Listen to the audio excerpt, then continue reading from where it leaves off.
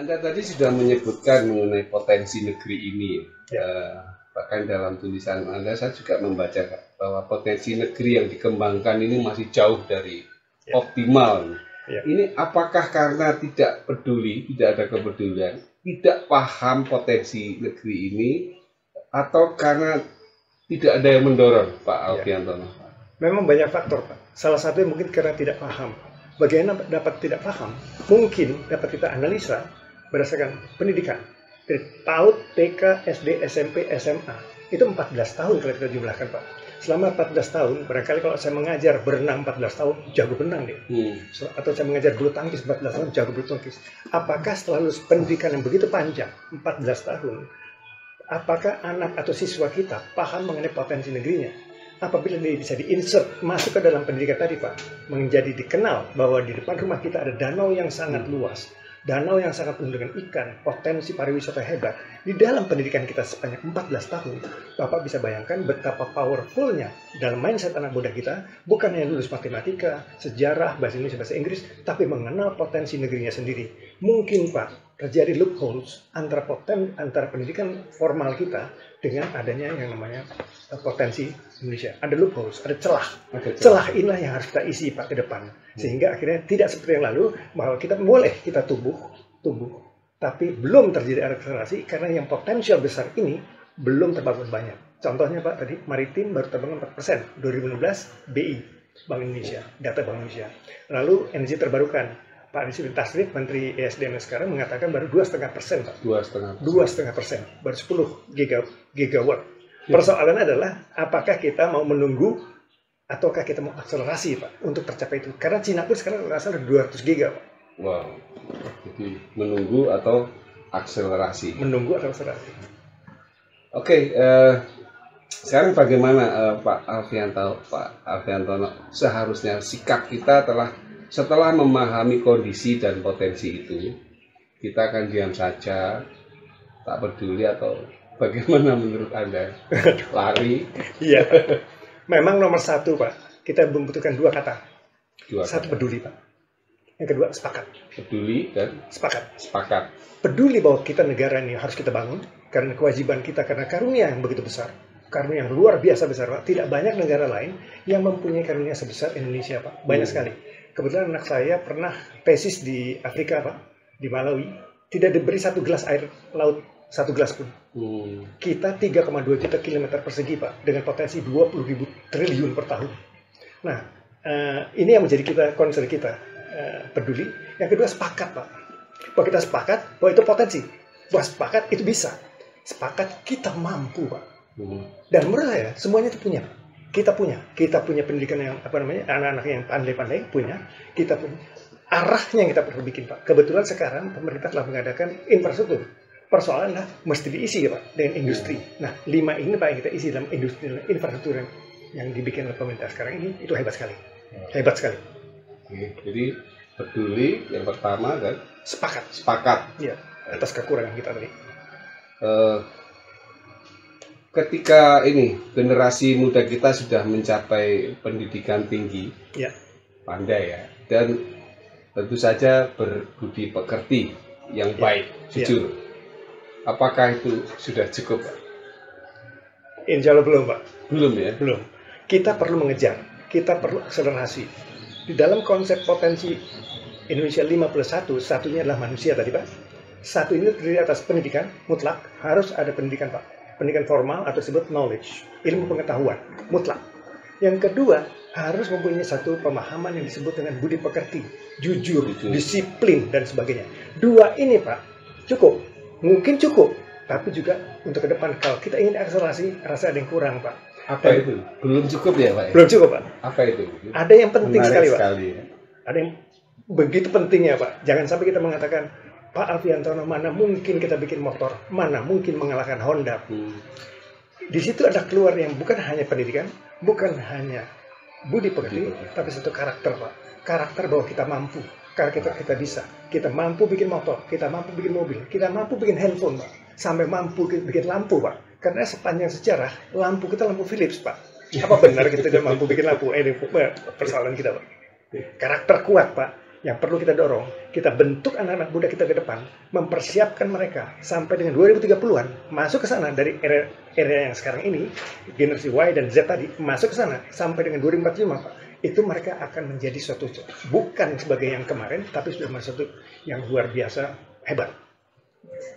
Jadi yang tidak hanya cukup berpendidikan tinggi, pandai, kemudian berbudi pekerti, ya jujur. Tetapi ada satu hal yang menurut Pak Alfiantono yang paling penting adalah karakter kuat. Karakter kuat. Ya. Baik Pak. Sekarang mengenai budaya nih Pak. Budaya. Bagaimana peran budaya dalam akselerasi membangun Indonesia ini? Iya. Sangat hebat Pak. Kita punya budaya yang sangat hebat. Sebetulnya di tiap 5 potensi ini, maritim, pertanian, energi terbarukan, industri dan budaya, masing-masing terdiri dari 7 komponen, Pak. Jadi kita punya potensi yang 35, 7 dikali 5, 35. Masing-masing ada 7. Di budaya itu ada 7, Pak. 2 di antaranya adalah kuliner dan potensi kunjungan daerah tujuan wisata. Dua-dua ini, Pak, dua-dua yang tak tertandingi, Pak. Kuliner dan daerah tujuan wisata. Bapak bisa bayangkan di seluruh dunia tidak ada tari kecak, Pak. Tari kecak ya. Bagaimana kita bisa menjual tari kecak? Adanya di Bali ya. Adanya hanya di Bali, di seluruh dunia, Pak. Borobudur orang makan begitu, tapi begitu banyak juga Pak yang tidak dimiliki oleh dunia ada di Indonesia. Termasuk kuliner, Pak. Kuliner kita punya 1000 yang saya katakan tadi, 1000 jenis kuliner, tapi belum kita dorong. Sebagai perbandingan, Pak, Amerika tadi cuma 3. Di antara 3 tadi, Bapak mungkin pernah ke makan ayam Amerika, itu mungkin kalau Bapak menganalisa berapa sih sebetulnya pendapatan satu ayam mereka? KFC, Pak, kita sebut nggak apa-apa ya? Iya, apa? Satu KFC menghasilkan $23 miliar.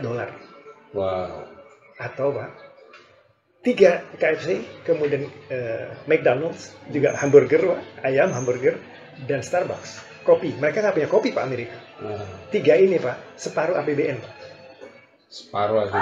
Penghasilan mereka, revenue mereka, pendapatan mereka, itu adalah separuh APBN Republik Indonesia Pak. 1000 triliun kira-kira.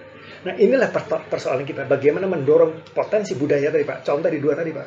Satu adalah kuliner, yang kedua adalah tujuan wisata. Ini kita benar-benar pikirkan, kita kembangkan, kita cari strategi yang tepat. Insya Allah ini besar sekali. Jadi kalau di negara seperti Amerika atau negara maju itu ada satu produk kuliner ya, mungkin 1, 2, 3 atau berapa tadi Bapak sebutkan. Sedangkan di Indonesia ini kan banyak sekali ya, bahkan ribuan ya. Ribuan. Mungkin belum 1, 2 yang mendunia ya seperti. Belum Pak. Barangkali kita lihat sekarang, misalnya katakanlah, oh ada Pak Alfiantono, apa? Contohnya nih Pak, yang saya tanyakan juga pada mahasiswa saya. Apa? Ada Pak, Estella 77. Estella 77. Di mana? Di Melbourne. Oke.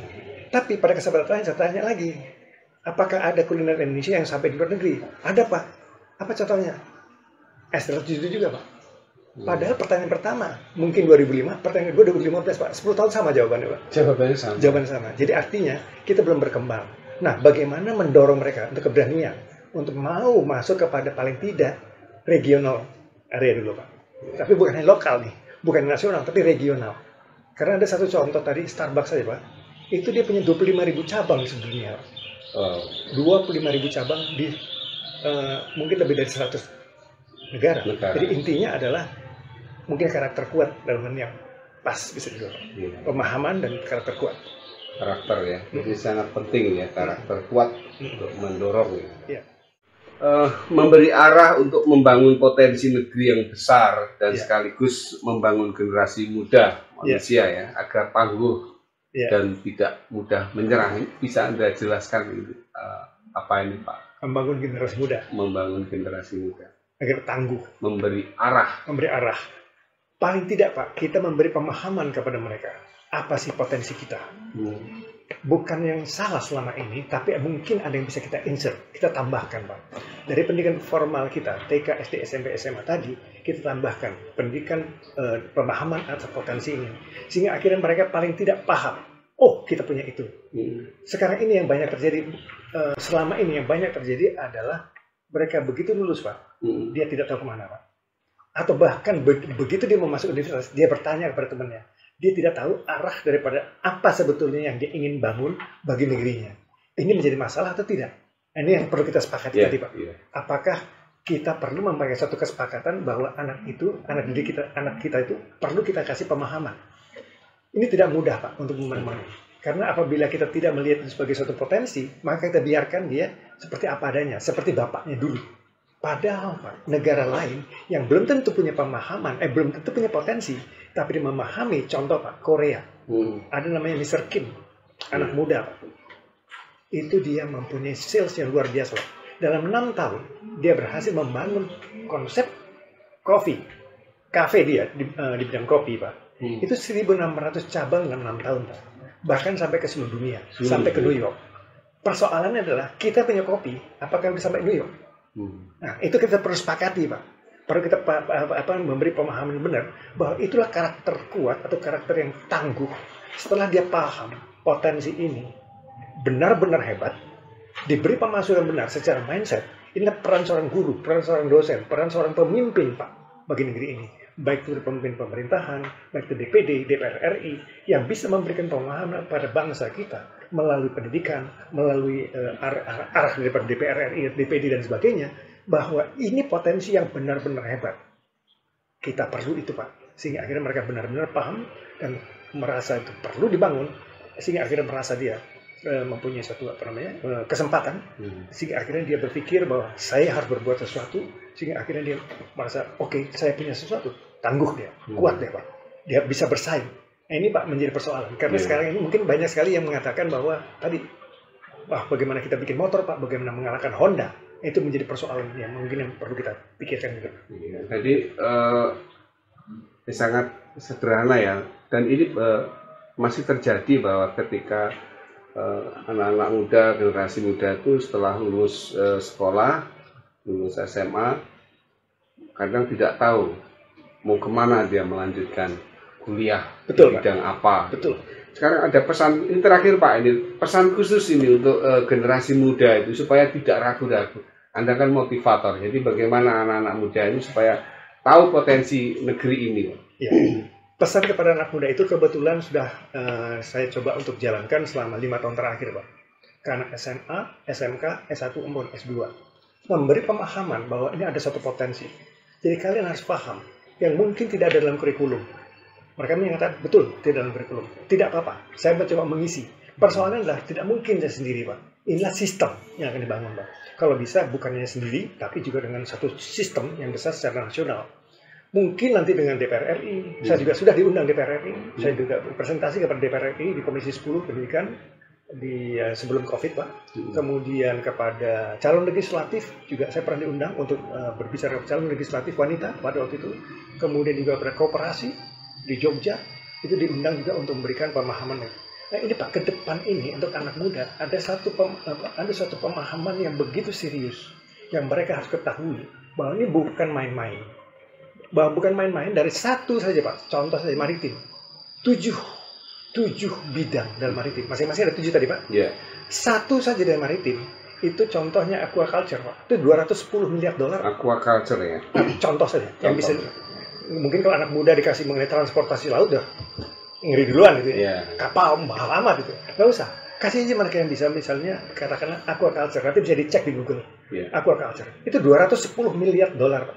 210 miliar per tahun.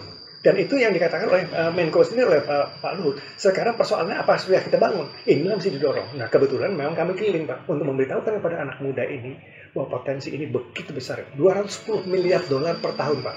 Sebagai gambaran kalau tidak salah dari teman-teman otomotif barangkali bisa memberikan gambaran itu 350 triliun Pak sales rupiah per tahun. Ini potensi maritim di satu bidang saja $210 miliar Pak. Dari 1,33 triliun tadi dolar itu $210 miliar itu hanya satu bidang. Inilah potensinya Pak. Kalau kita bisa dorong satu bidang ya. Satu bidang. Dari 7 Pak. Luar biasa nih. Luar biasa. Oke. Kalau anak kita paham Pak, wah, kita punya harapan besar. Dan itu menjadi salah satu bagian daripada akselerasi, Pak. Mereka paham, diperbangun, kesejahteraan lapangan kerja meningkat, industri meningkat. Contoh saja pada Jawa Timur itu ada Pak Muhammad Najih. Pak Muhammad Najih. Itu seorang di bidang maritim. Saya baru meninggal beliau. Oh. Itu hanya bermain dalam satu bidang ikan saja. Itu salesnya kalau nggak salah lebih dari 3 triliun. Itu contohnya sih. Satu orang Najih. Kita bisa ciptakan Najih lainnya, Pak. Muhammad Najih lainnya yang bisa kita beri pemahaman, akhirnya mereka berjuang di bidang itu. Persoalan memang ini perjuangan, Pak. Perjuangan. Bisa nggak kita memberi pemahaman itu? Bukan standar saja seperti di kurikulum, tapi kita tambahkan ataupun insert ke kurikulum sehingga mereka akan lebih paham. Okay. Kan nggak mungkin makan bergerak apabila tidak paham, Pak. Iya. Gitu, Pak. Okay. Gitu. Baik, Pak Alfiantono, terima kasih sudah Sama-sama. berbagi pengalaman ilmu untuk teman-teman kami di Presiden Center. Ya. Mohon maaf kalau ada yang kurang berkenan. Ya. Kita akan ketemu di satu kesempatan lain. Baik, Terima kasih dan kita akan kembali ke Presiden Center. Baik teman-teman, itu tadi pembicaraan saya dengan tema akselerasi Indonesia menjadi negara maju bersama narasumber saya, Insinyur Alfiantono, MBA. Sampai ketemu.